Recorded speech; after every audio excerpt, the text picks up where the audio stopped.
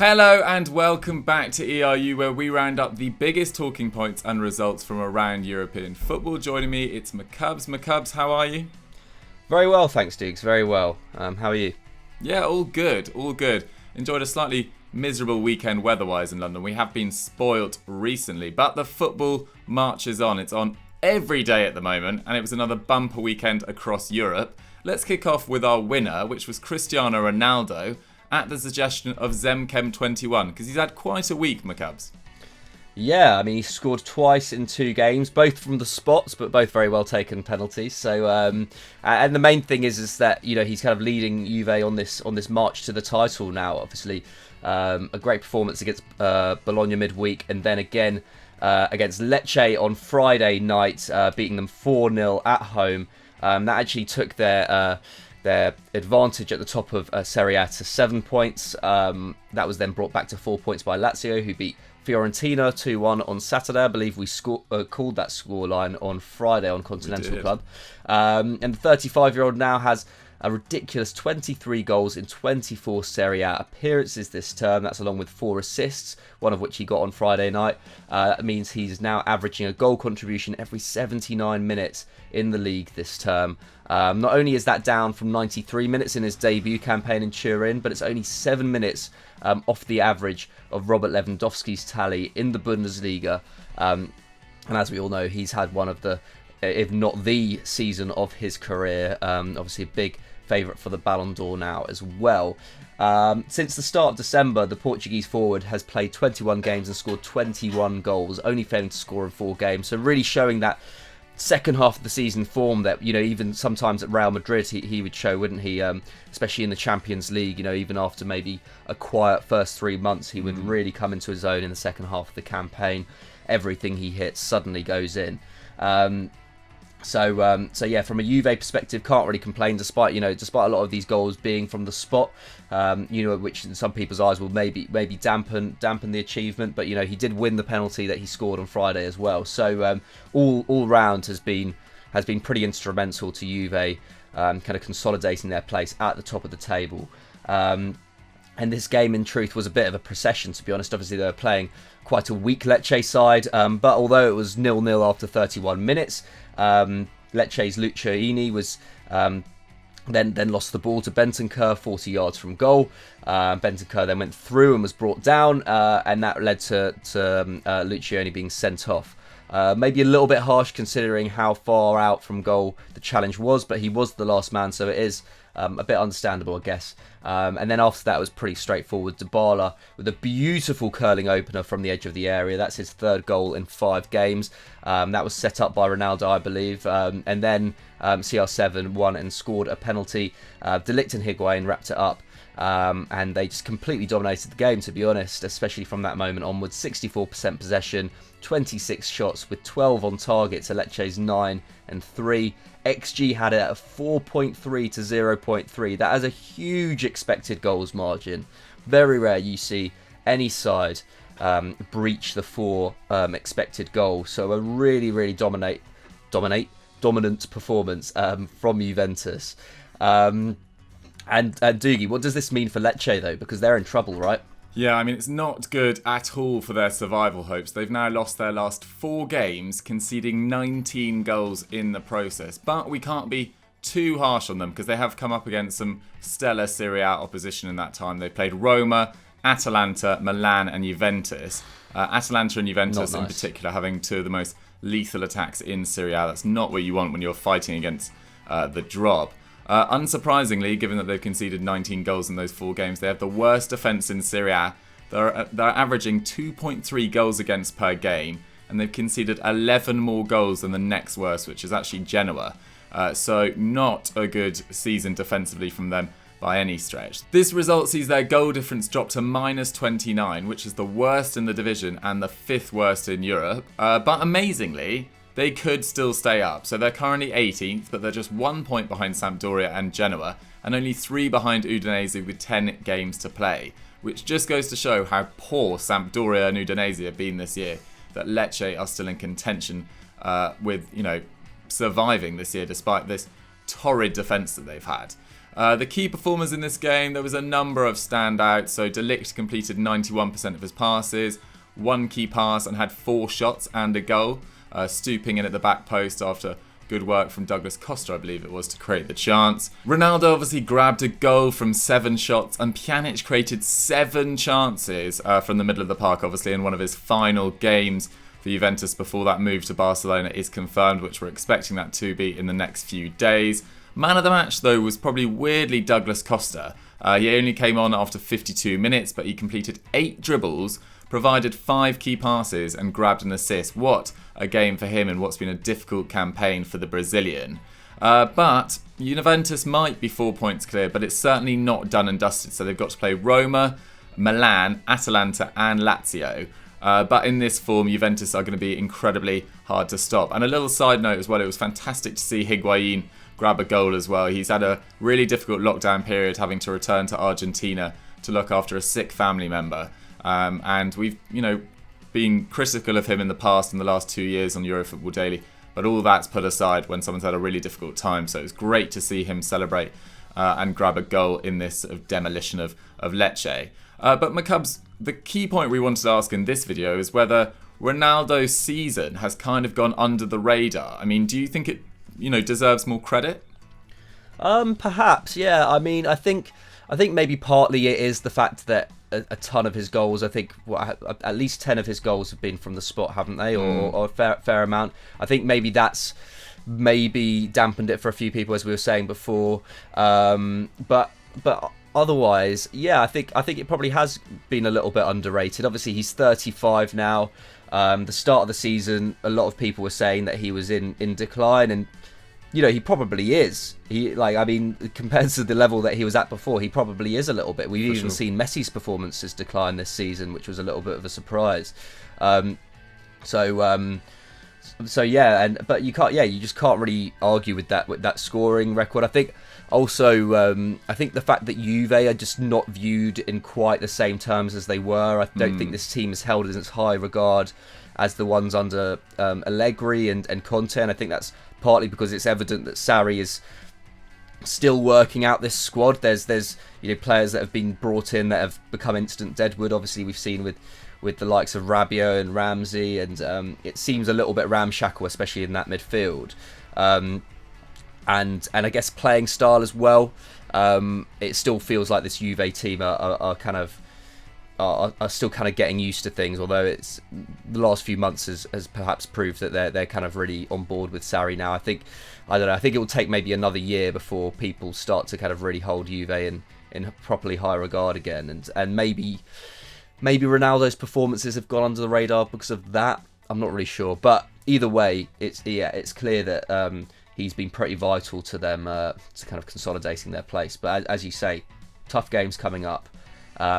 But Lazio will really need to recover from that loss last week, won't they? I think they probably do basically need to win the rest of their games, including that against Juve. Otherwise, I can't really see them. Yeah, it's certainly going to be really difficult. But yeah, I totally agree. I don't think no one loves this Juventus team, at least at the moment. No one loves watching them play. But Ronaldo's season definitely deserves a lot of credit. But guys, we want to hear from you. Where does this rank in Ronaldo's all-time seasons? Obviously playing for a team in transition, etc. Let us know in the comments down below. And let's move on to our loser. Before we move on to our loser for the weekend, just a quick reminder, if you haven't already, subscribe to Eurofootball Daily and hit that notification bell so you don't miss another great video like this one, ERU.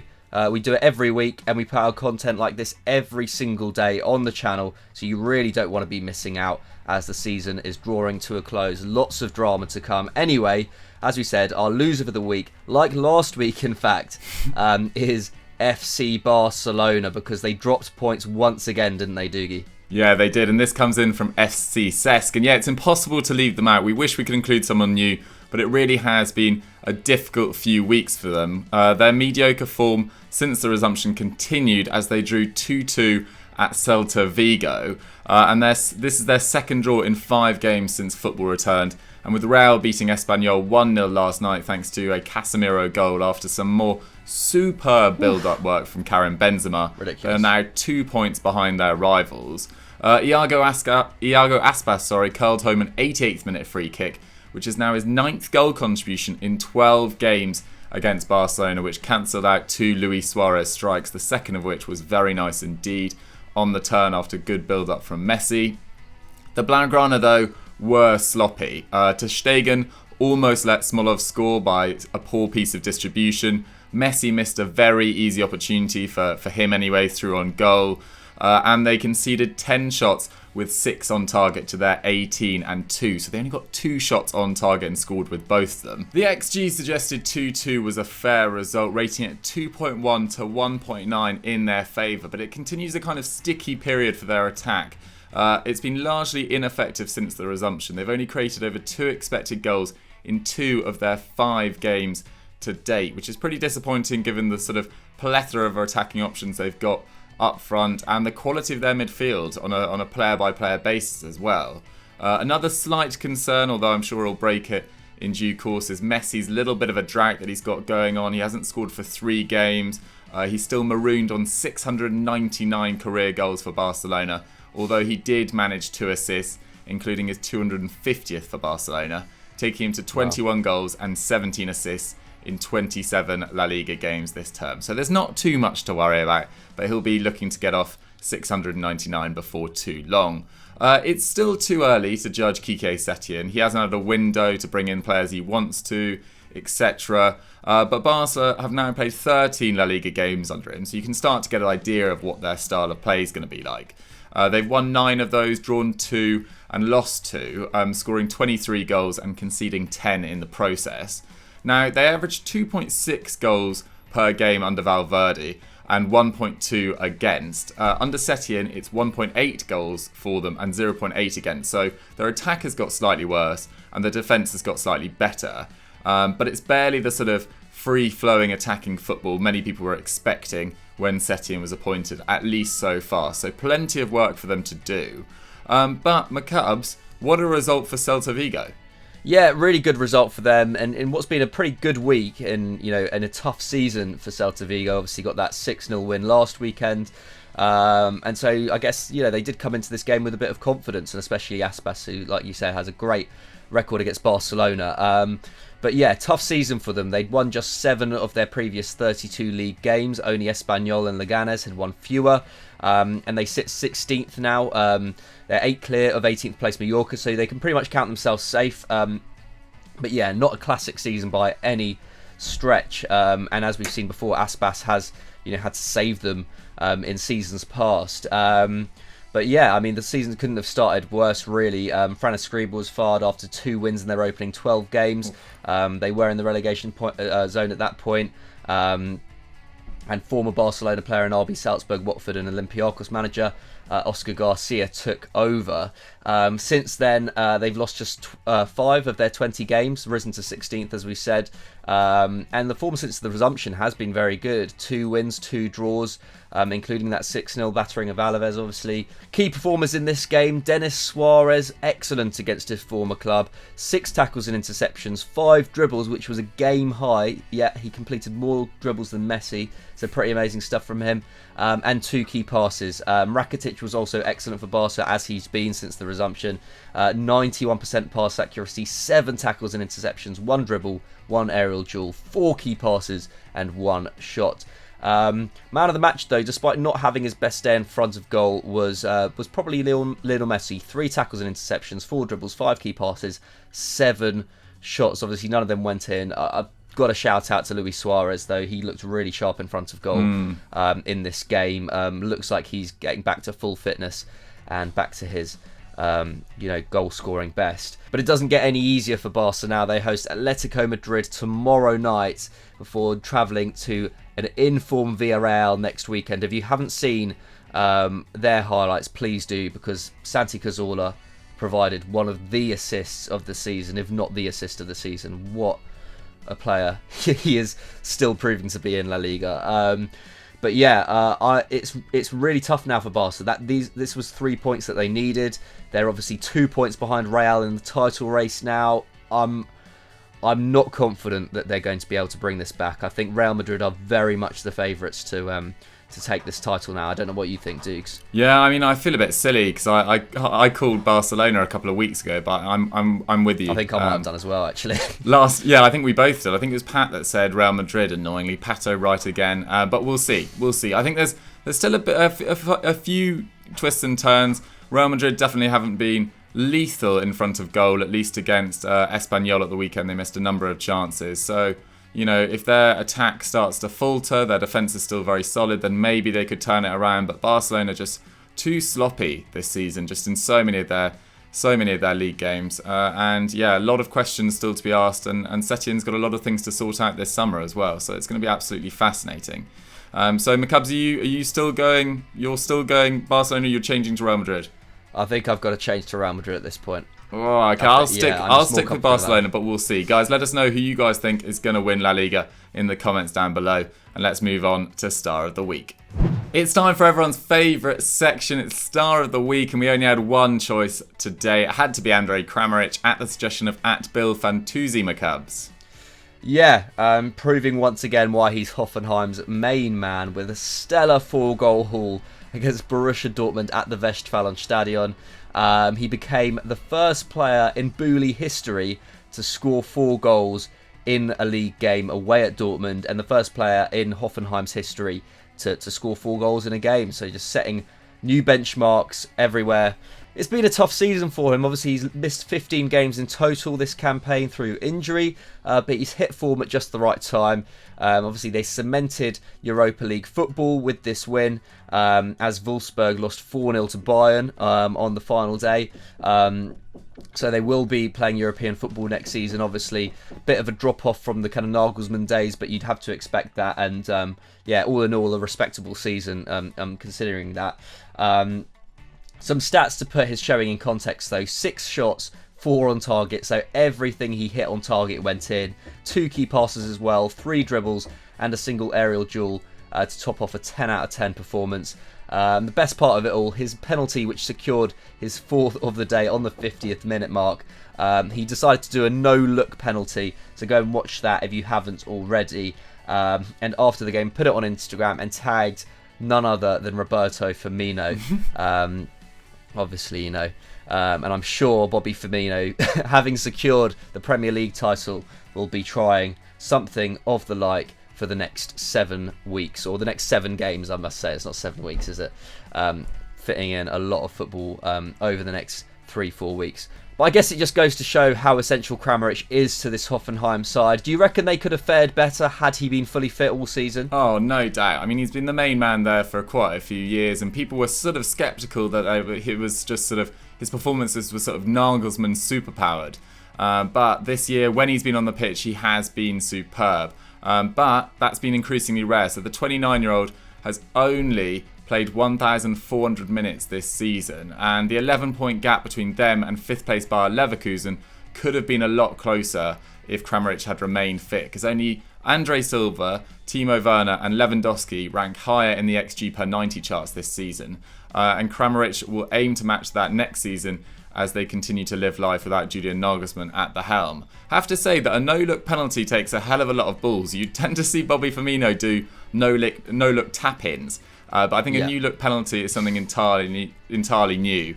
And, he's lucky it came off, because I can imagine the Dortmund goalkeeper Berkey would have definitely been in his face rubbing it in if it hadn't have come off. But fortune favours the brave in this example. But guys, that's all we've got time for on ERU for this week. Thank you very much for watching. Let us know what you guys thought of all of the results across Europe in the comments down below. Who you think is going to win Serie A and La Liga now the Bundesliga is wrapped up. So you can expect a hell of a lot of Italian and Spanish content coming from Euro Football Daily in the next few weeks. And McCubbs, once they've enjoyed this video, what should they go and do now? They should go and watch Saturday's Football Pyramid. Yes. It was myself against Sam Abasaki. Classic showdown, as always, between us two. And, Dougie doing his best to keep us in order from the Question Master hot seat. Go and watch everything you need to know as well. The latest one is about Liverpool and how Jurgen Klopp has transformed them into one of Europe's greatest clubs. And that was a great script from Henry, really good edit from James as well, and I was on VO duties as well, so a real joint effort on that one. And yeah, make sure you go and check out all the Everything You Need to Knows, because we could really do with some support on those. A new series, which is something a little bit different from what we usually do. I think that's all I can think of. Love it.